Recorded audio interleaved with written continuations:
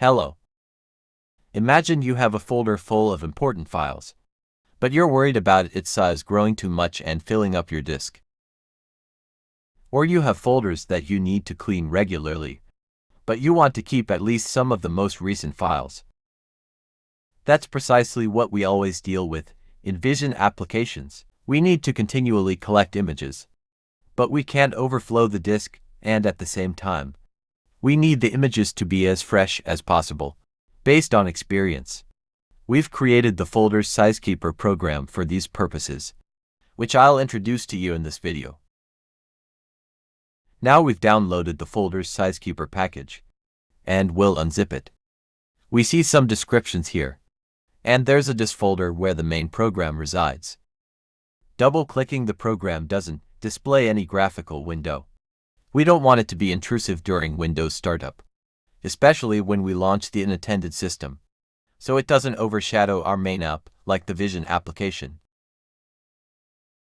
The application only appears in the tray icons. It might be hidden under the arrow, so you'll have to look for it. Right-clicking will show a context menu, and through it, you can open the main graphical interface of the app. Now we can set our program to monitor a folder. I have a certain structure here where I store snapshots. Let's say I'm interested in this folder, which I'd like to monitor to maintain the capacity I set. I'll choose the folder path and set the size to maintain. I see here I have 208 megabytes. Let's say I want our folder to maintain up to 1 gigabyte. I'll click Add and start monitoring.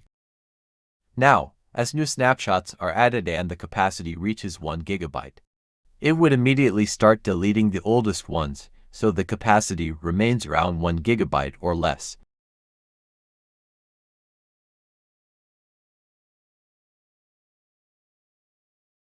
If we want, we can adjust it, double-click, and the parameters will reload. I'll set the monitoring to 100 megabytes so we can see it in action.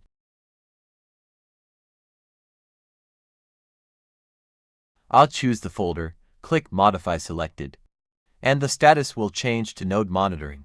We can see the new limit of 100 megabytes, and I can start it.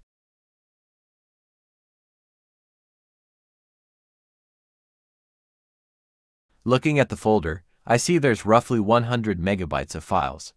There used to be over 200 files, but now it's 129, as new files keep getting added, like this.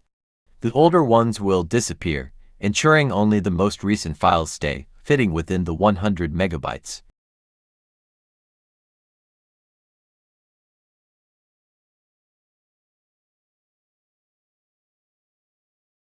I have multiple folders. I could simply add another folder, then another, and start monitoring all of them.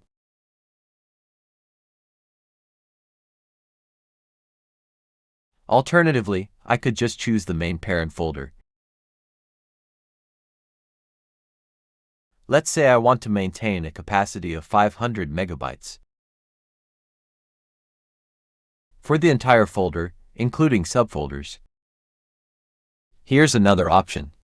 If we have different types of products being produced and we want to keep snapshots of each model, even the older ones, let's say one model is produced more frequently than another, but we want to keep some images from the less frequent one too. We can specify minimum size in subfolders. Also, the base folder is counted as a subfolder in this case. For example, 10 megabytes in each folder.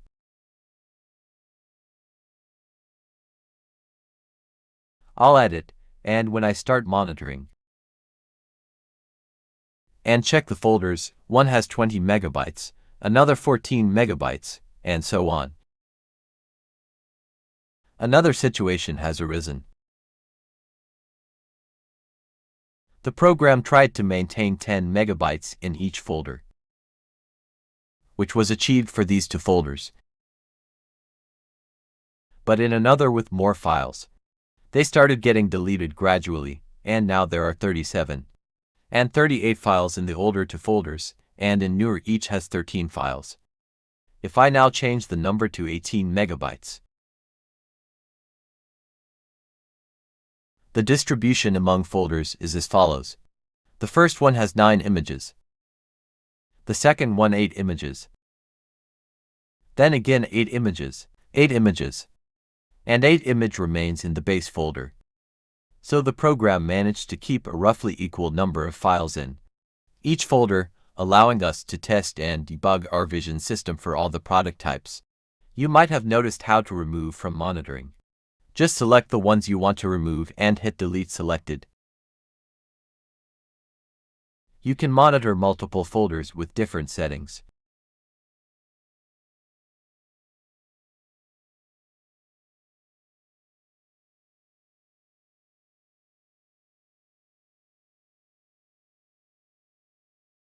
I'll start all.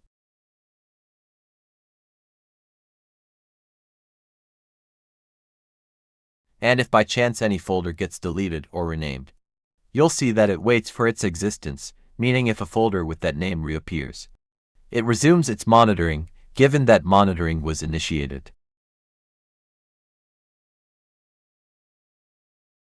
Similarly, with these folders. Another thing to note, only the monitored folders and their subfolders can be renamed, deleted, or moved. The parent folders are locked by this program, so it's not possible to cancel the path to them during its operation.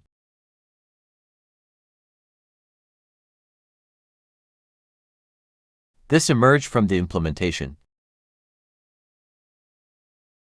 and we'll see if we need to address this, allowing parent folders to be deleted as well. But we realized it might also be an advantage, as we wouldn't want an operator or another program to delete our image's storage structure. So for now, we'll keep it as is. If you have any feedback on this, please let us know.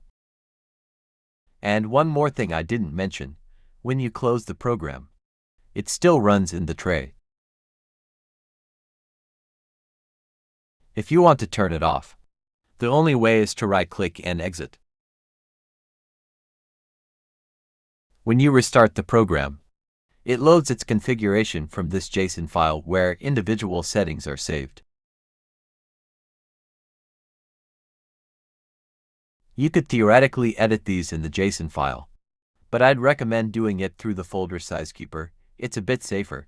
When you start it, the folder statuses remain. So if a folder was being monitored, it resumes. If it wasn't, it remains stopped.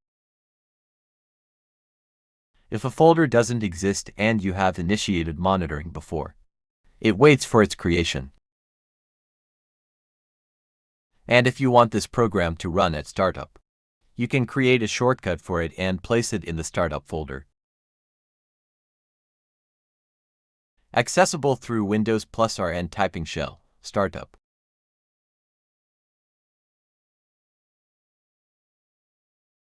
This way, it'll automatically run in the tray icon on system startup, and you won't have to do anything else.